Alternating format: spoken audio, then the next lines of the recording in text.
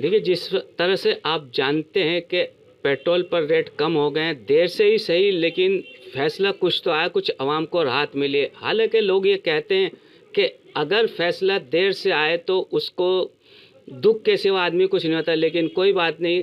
दिल्ली सरकार ने जो वेट कम किया है और पेट्रोल को सस्ता किया हुआ, इस सिलसिले में हमारे साथ अजमेर गेट कौंसल राकेश कुमार जी मौजूद हैं। आइए जानते हैं इनका क्या कहना है। देखिए, सबसे पहले तो मैं श्री अरविंद केजरीवाल जी का धन्यवाद करना चाहूँगा कि उन्होंने दिल्ली की जनता को बहुत बड़ी राहत दी है।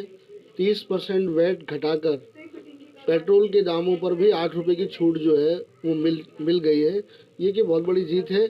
लेकिन जो आपका सवाल है कि भाई केजरीवाल जी ने अब तक क्यों नहीं किया, देखिए केजरीवाल जी मजबूर हो गए आज, क्योंकि पेट्रोल के दाम इतने बढ़ाते चले जा रहे हैं कि हर साल के अंदर मेरे ख्याल से 25 दफ़े जो है पेट्रोल के दाम बढ़ते हैं। मोदी जी जब आए थे तब 67 रुपये पेट्रोल हुआ करता था, आज 111 रुपये पहुँच गया।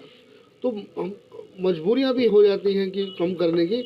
लेकिन हम तो ये कहना चाहते हैं कि जब इंटरनेशनल मार्केट में पेट्रोल के दाम घट रहे हैं तो मोदी जी क्यों रेट बढ़ाए चले जा रहे हैं। आप देखिए, जो देश हमसे पेट्रोल लेते हैं, श्रीलंका लेता है हमसे हमसे क्या कहते हैं, ये नेपाल हमारे से लेता है, और दूसरे स्टेट हमसे लेते हैं, वो 51, 52, 53 रुपये बेच रहे हैं। वो कैसे बेच रहे हैं? और मोदी जी के राज में इतना तेल कैसे रेट हो गया? जो तेल हमसे ले रहे हैं, जो देश, नेपाल हमसे लेता है, श्रीलंका हमसे लेता है, और भी शायद कोई दूसरे देश भी लेते होंगे, वो सब लोग 51 रुपये, 52 रुपये, 53 रुपये जो है लीटर बेच रहे हैं। लेकिन हमारे यहाँ मोदी जी के राज में 111 रुपये पेट्रोल पहुँच जाता है। तो बहुत जाती है। देखिए, आज पेट्रोल के दाम ही नहीं बढ़ रहे हैं, चौतरफा महंगाई है। आज खाने पीने की वस्तुएं जो है आसमान छू रही है। सरसों का तेल आज आसमान छू रहा है, 200 रुपये लीटर के करीब जो है सरसों का तेल हो गया। दालें हमारी आसमान छू रही हैं।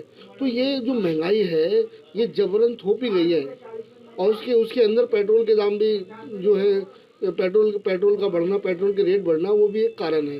तो ये इसमें जो है ग्राहक और कंज्यूमर दोनों की जिम्मेदारी है, क्योंकि जब कोई चीज पहले बढ़ते थे, 5 पैसे भी बढ़ते थे तो बहुत जो है हा उल्ला मचाया गया। लेकिन आज लोगों ने ये चुप्पी साधे हुए हैं कि अगर पेट्रोल पे पैसे बढ़े तो ऑटोमेटिक अपने पैसे खुद बढ़ा देते हैं। तो इसमें इन लोगों का भी तो ये है।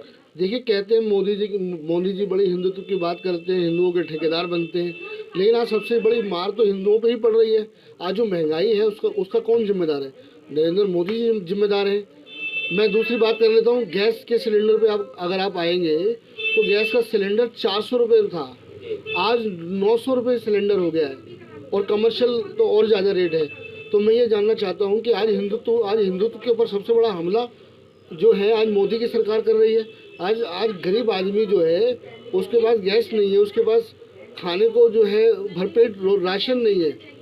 हालांकि दिल्ली सरकार ने 6 महीने के लिए राशन बढ़ा दिया है, लेकिन जो महंगाई का जो आलम है उसने तो गरीब आदमी की कमर तोड़ दी है।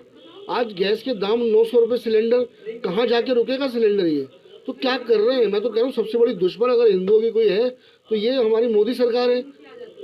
देखिए, किसानों पर इतना बड़ा हमला होता है, किसानों को जो है MSP के लिए संघर्ष करना पड़ रहा है, 700-800 किसानों की जानें चली जाती हैं।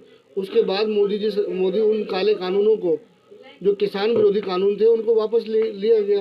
तो सबसे बड़ी आज अगर हिंदू विरोधी कोई सरकार है तो वो नरेंद्र मोदी जी की सरकार है, भारतीय जनता पार्टी की सरकार है, जो आज सभी लोगों पे, मैं किसी एक धर्म की बात नहीं करता, सभी धर्मों पे जो है, सभी धर्मों पे हमला हो रहा है। सभी लोग महंगाई से त्रस्त हैं। सबसे बड़ा सवाल ये है कि केंद्र सरकार राज्य सरकारों पर, राज्य सरकार केंद्र सरकारों पे आरोप प्रति आरोप लगाते हैं और महंगाई चरण सीमा पार करती जा रही है। केंद्र सरकार का आरोप है कि राज्य सरकार, दिल्ली सरकार की बात करें तो अपने वेट क्यों नहीं कम करती, और दिल्ली सरकार बात करती है कि केंद्र सरकार अपना टैक्स कम क्यों नहीं करती है। लेकिन इस सब की मार जो है वो देश की जनता, केंद्र सरकार तो तय करती है वेट को दिल्ली सरकार ने तो तय नहीं करा। जो तय करा है गवर्नमेंट ने, सरकार ने, केंद्र सरकार ने रेट तय किए हैं। लेकिन जब पेट्रोल पे भी 30% जो है दिल्ली सरकार ने घटाया नहीं, घटाए ना, वो तो मजबूरी है। लेकिन हमारे जो वेट है वो तो सब केंद्र सरकार ने तय किया हुआ है, किस पे कितना वेट लगेगा। हमारी तरफ से नहीं है कि हमने कोई वेट बढ़ा के लगा दिया है। जो सरकारी रेट है वो वही लागू था। अब इसमें कम कर दिए कि तो पेट्रोल के दाम बढ़ते चले जा रहे हैं। सवाल यह है कि बढ़ा क्यों रहे हैं? पेट्रोल के दाम तो इंटरनेशनल मार्केट में कम हो गए। तो ये पहली सरकार है जो जो रेट बढ़ा रही है, जबकि चौतरफा ऑल ओवर वर्ल्ड में पेट्रोल के दाम घट रहे हैं, डीजल के दाम घट रहे हैं, लेकिन ये मोदी जी की जो आंखों पे पट्टी पड़ी हुई है, आंखों पे चर्बी चढ़ी हुई है। मैं तो यही कहूँगा, आज सबसे बड़े गरीबों के दुश्मन जो है वो मोदी जी है। मोदी जी की सरकार गरीबों की बहुत बड़ी दुश्मन है। और जहाँ तक आम आदमी पार्टी का सवाल आता है, आम आदमी पार्टी तो हर आम आदमी के साथ खड़ी हुई है। उन्होंने पेट्रोल के दामों पे तो रेट घटाए हैं, इसके अलावा आप देखिए जितनी सहूलियतें आज दिल्ली सरकार आम आदमी को दे रही है, वो किसी सरकार ने वो सहूलियतें नहीं दी। वो बिजली पानी की सुविधाएं तो दे ही रहे थे।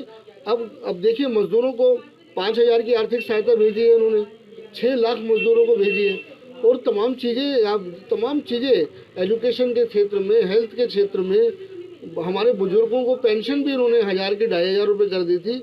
आज बुजुर्गों को तीर्थ यात्रा करा रहे हैं, अच्छे स्कूल, अच्छे कॉलेज, अच्छे हॉस्पिटल।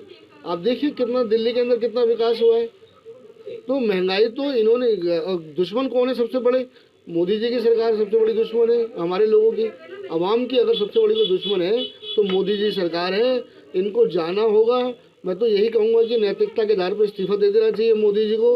अगर वो महंगाई को कंट्रोल नहीं कर सकते तो उनको इस्तीफा दे देना चाहिए। उनको सत्ता में बने रहने का कोई अधिकार नहीं है। तो ये थे राकेश कुमार जी जो अपना इजहार ख्याल कर रहे थे। दिल्ली से एम रामेश। सियासी तब्दील यूट्यूब चैनल को सब्सक्राइब करें और बेल आइकन पर क्लिक करें ताकि आपको सबसे पहले खबरें मिलती रहें।